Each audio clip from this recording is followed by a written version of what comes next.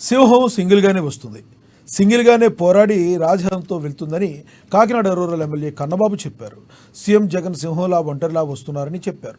అభివృద్ధి సంక్షేమం తమకు ఓటు బ్యాంక్ అని, ఎన్ని కూటములు కట్టినా తిరిగి అధికారంలోకి వచ్చేది జగన్ ప్రభుత్వమేనని కన్నబాబు ధీమా వ్యక్తం చేశారు.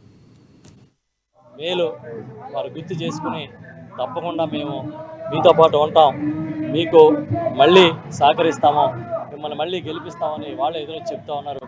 వాళ్ళ జగన్ అన్న చేసిన సంక్షేమం కానీ అభివృద్ధి కానీ మా నాయకులు స్థానికంగా అందుబాటులో ఉండి ఎప్పటికప్పుడు ప్రజలతో మమేకమైన తీరు కానీ ఇవాళ మాకు తప్పక మంచి ఆదరణ లభించే పరిస్థితి కనబడుతోంది.